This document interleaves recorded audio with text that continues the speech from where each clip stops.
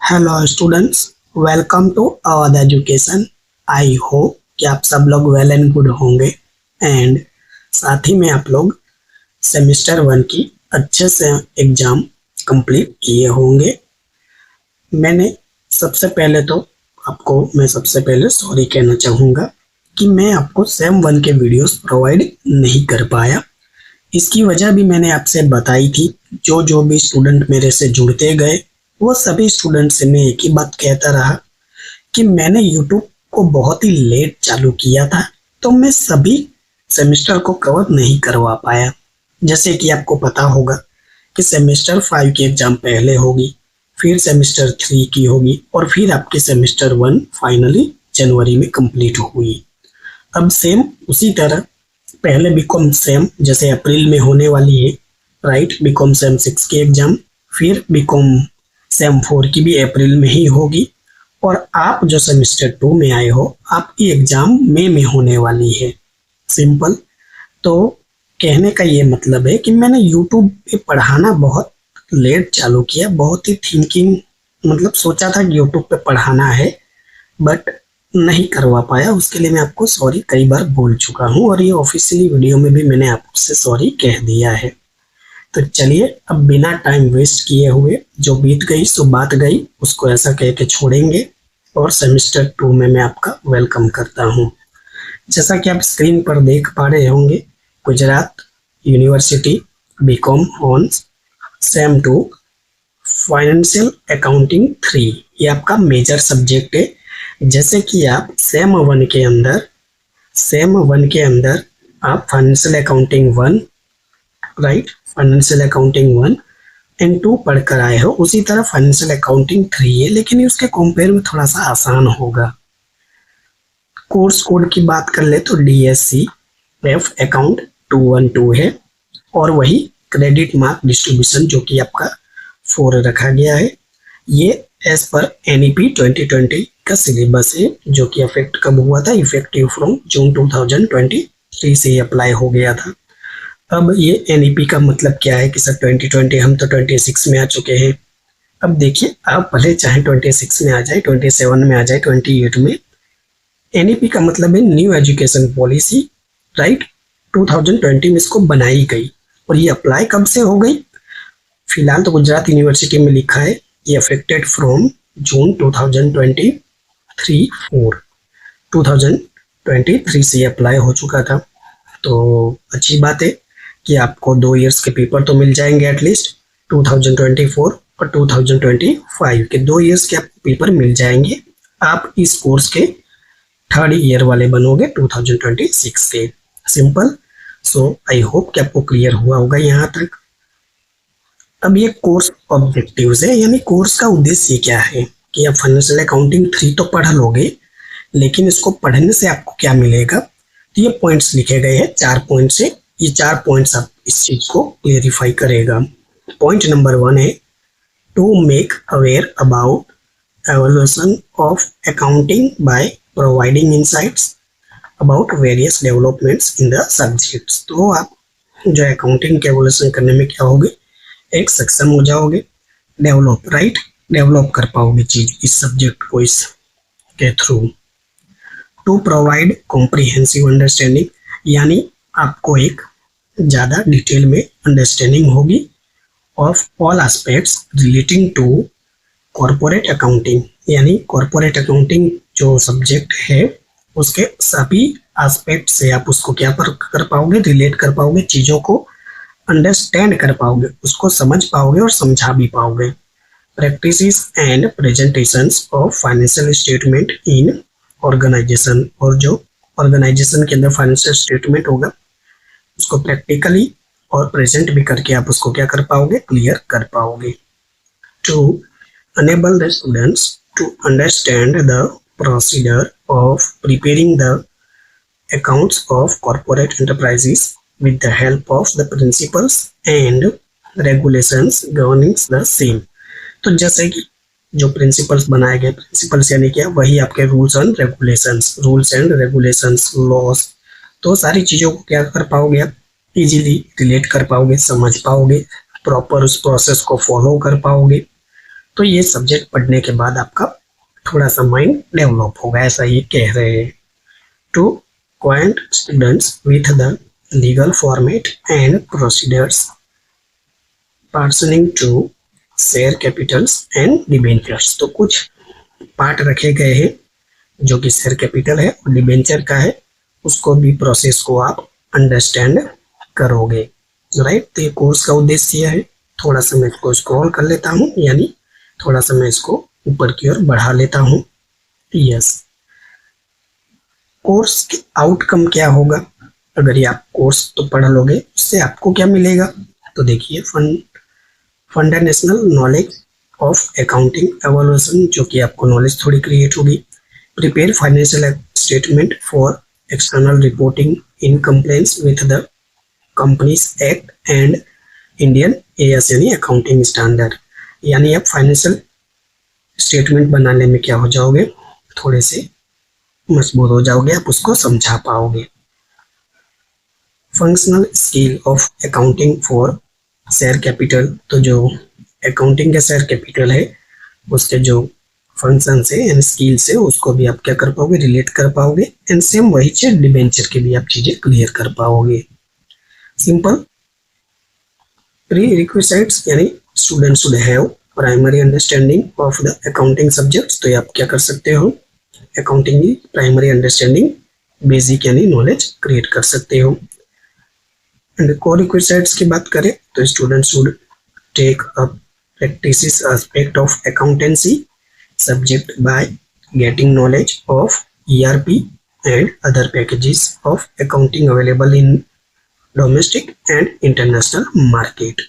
तो ठीक है, बहुत सारी बकवास लिखी गई थी, ये मतलब काम की चीज ये, आप क्या सीखोगे, क्या रिलेट करोगे, वो तो कब पता चलता है। आप कहोगे सर वो तो जब तक हम चैप्टर को अच्छे से सीख ना ले, पढ़ ना ले, समझ ना ले, उसके बाद ही कहेंगे ना हम कि हमें क्या मिला और क्या हमने सीखा, राइट। लिखने को तो कुछ भी मैं लिख के दे दूं, लेकिन जब तक उस चीज को आप एडॉप्ट ना कर पाओ, यानी उस चीज को आप समझ ना पाओ, तब तक वो कैसे कह दोगे कि आपने वो चीजें सीख ली। तो यही कहने की बात कि जब तक आपको समझ नहीं आएगा तब तक मैं कुछ भी लिखी गई हो वो किसी काम का है नहीं। कोई बात नहीं है। अब आपका जो ऑफिशियली यूनिट्स है, तो जैसा कि आपको पता होगा कि सभी यूनिट आपको पूरी बुक, जितनी भी बुक्स होंगी आपकी सेमेस्टर में, उनको 4 यूनिट में डिवाइड किया होगा। जैसे यहाँ पर यूनिट नंबर 1 देख पा रहे होंगे आप, evolution of accounting. Unit number 2 देख पा रहे होंगे आप, अकाउंटिंग ऑफ शेयर कैपिटल, जो कि आप 11th 12th में ये पढ़कर आए होंगे, मैं विश्वास के साथ कह सकता हूँ। Unit number 3 accounting of debentures, शायद ये भी आपका चैप्टर होगा। एंड एक और यूनिट होगा आपका, यस, यूनिट नंबर 4 है preparation and presentation of final accounting of a company as per companies act 2013 with latest amendment. तो ये आपका 4 यूनिट हो गया। अब ये 25% वेटेज है, यानी हर यूनिट का 25% वेटेज दे रखा है, यानी 4 यूनिट का 100% हो गया, राइट। जैसा आपका पेपर आया था, सभी में से 10-10 मार्क्स का क्वेश्चन देखने को मिलेगा। यहाँ 10 मार्क्स का, इसकी और में भी 10 मार्क्स का, राइट। तो सभी यूनिट इक्वली इम्पोर्टेंस है और सभी यूनिट में से क्वेश्चन 5 का MCQ भी बनेगा। वो पेपर डिस्कशन है, वो बात की बात है। फिलहाल यहाँ मैं क्लियर करूंगा आपके इस पर्टिकुलर सब्जेक्ट के बारे में। तो फर्स्ट यूनिट है एवोल्यूशन ऑफ अकाउंटिंग, जो कि टोटली क्या है, थियरी से, राइट। टोटली क्या है इसके अंदर, थियरी से, यानी एक भी आपको सम नहीं दिया गया है, इसमें कोई सम है ही नहीं। सम का मतलब क्या, गुजराती मत में जे दाखलो को, राइट। गुजराती में जे दाखलो को और हिंदी में जो सवाल कहते हैं हम, सिंपल। तो इसमें कोई भी आपको सवाल नहीं दिया होगा, आपको पूरी थियरीज पढ़नी है और उसको अच्छे से अंडरस्टैंड करना है। सबसे पहले क्या है, evolution of accounting in India कैसे आया, कैसे उसको स्टडी करेंगे, देखेंगे हम। Evolution of double entry system of accounting, double entry system कैसे होती है उसको भी समझेंगे। Cost accounting, management accounting, auditing, emerging areas in accounting such as a responsibility accounting. अब ये सारे सब्जेक्ट के नाम है। जैसे कॉस्ट अकाउंटिंग कब से चालू होगा सर, तो ये आपका सेमेस्टर 3 से शुरू होगा, सेम 3 से शुरू होगा जो जाके सेम 6 तक खत्म होगा, right. Cost accounting. Management accounting कब शुरू होगा सर, तो मैनेजमेंट अकाउंटिंग आप इसको पढ़ोगे सेमेस्टर 5 एंड 6 में पढ़ोगे। सिंपल, 6 में भी नहीं है, सिर्फ 5 में पढ़ोगे, अब तो हटा दिया गया है। ऑडिटिंग, जैसे कि आप ऑडिटिंग भी कब पढ़ोगे, तो सेमेस्टर 5 एंड 6 में ऑडिटिंग पढ़ोगे। तो ये सारे सब्जेक्ट से खुद ही में अपने आप में एक विषय है। Emerging areas in accounting such as responsible accounting, तो ये कैसे कैसे रिस्पॉन्सिबल है अपने अकॉर्डिंग। एनवायरमेंटल अकाउंटिंग, ये भी आपको डिटेल में आएगा, राइट। हो सकता है कहीं दिया हो, नहीं तो ये भी डिटेल में कहाँ आता है, ये पूरी की पूरी बुक है। एमकॉम में तो 100% है, बीकॉम में अगर कहीं टॉपिक छोटा सा रखा हो जिसे आपके यहाँ रखा है तो इसको भी अंडरस्टैंड करेंगे कि क्या होता है। ऑटोमेटेड अकाउंटिंग प्रोसेस जो कैसे होता है, ब्लॉकचेन क्या होता है, फॉरेंसिक अकाउंटिंग क्या होता है, एआई अकाउंटिंग क्या होता है, बिग डाटा इन अकाउंटिंग क्या होता है। तो ये सारी थियरी सी है, इसको मोस्टली हम आराम से कंप्लीट करेंगे। कह नहीं सकते हैं कि कितना क्लास लगेगा, हो सकता है आराम से पढ़ाऊं तो 3 या 4 लेसन भी मुझे लग जाए, राइट। ऐसा कोई ज़रूरी नहीं है। फिलहाल आप अभी फर्स्ट टाइम मेरे चैनल पे पहली वीडियो देख रहे हो, सो मैं आपको पूरा डेटा तो नहीं शेयर कर सकता हूँ कि कैसे कवर अप करवाऊंगा, बट हाँ वीडियो आपको मिलते रहेगी टाइम टू टाइम। एक वीडियो कंटिन्यूसली यूनिट की खत्म नहीं होगी तब तक दूसरा यूनिट शुरू नहीं होगा। ये कॉलेज नहीं है, सोचिए मैं यूट्यूब पे खुद प्रोवाइड कर रहा हूँ, सब कुछ मैं ही पढ़ाने वाला हूँ। सो जब तक यूनिट कंप्लीट 1 नहीं होगा तब तक यूनिट 2 शुरू भी नहीं होगा। कॉलेज में तो क्या है, एक बुक है, 3 प्रोफेसर को दे दी, किसी ने यूनिट 1 चालू किया, किसी ने यूनिट 3, किसी ने यूनिट 2, आप पागल हो जाओगे। ऐसा मेरे टाइम पे भी था और अभी भी ऐसा कॉलेज में होता ही है, राइट। एक किताब के पीछे 2-2 3-3 सरों को लगा देते हैं कंप्लीट करने के लिए। ना हम समझ पाते हैं ना आप समझ पाओगे। जो समझ लेते बहुत अच्छी बात है, राइट। तो ये यूनिट 1 के बारे में था। Unit 2 accounting of share, right. अब ये देखिए, ये आई थिंक आप 11th 12th में 100% पढ़ के आए होंगे। 11th 12th में ये चैप्टर आया होगा आपका।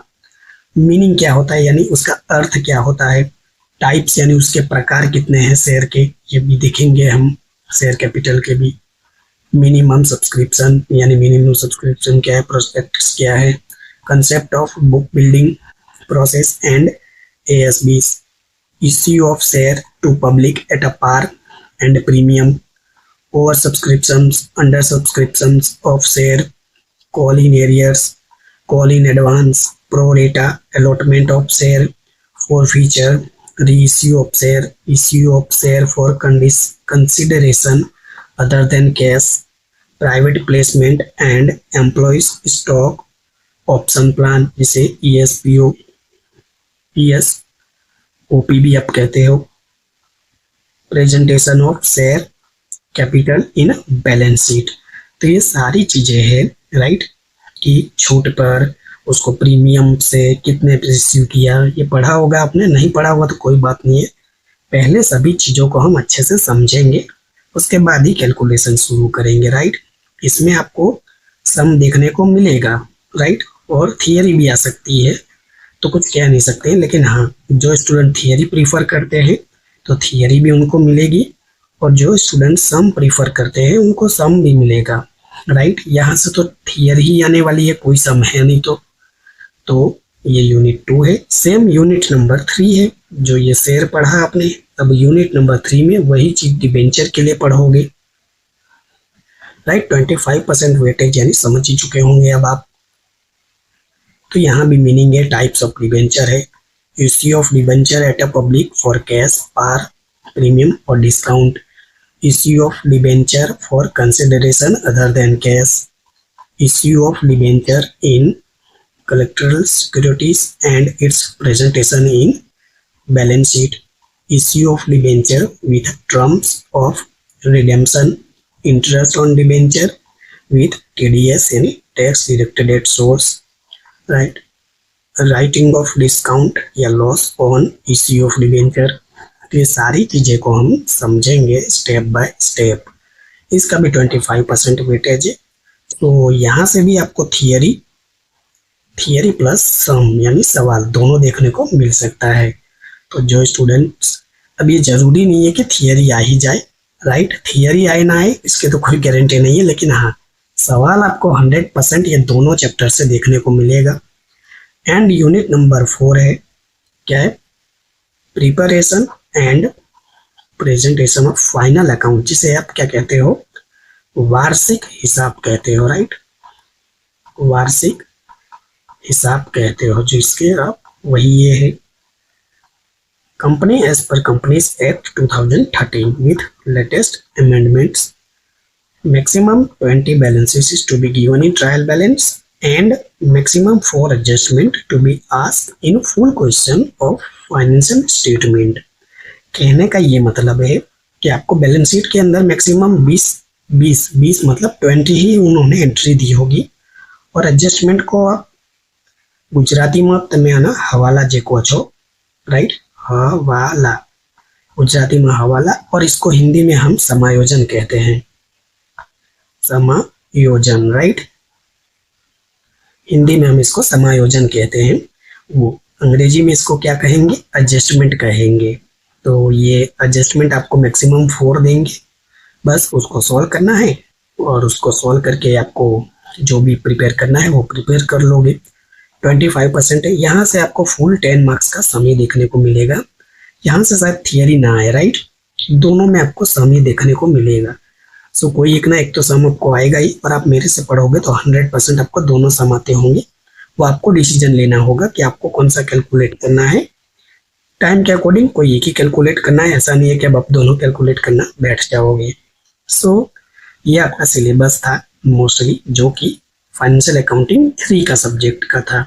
बाकी कुछ चीज़ें दी हुई है, वो तो डिपेंड करता है अलग अलग कॉलेज में, जैसे कि पेडालॉजिकल टूल्स है जो कि क्लासरूम लेसन्स डिस्कशन है, प्रॉब्लम सॉल्विंग है, ये हम कर लेंगे।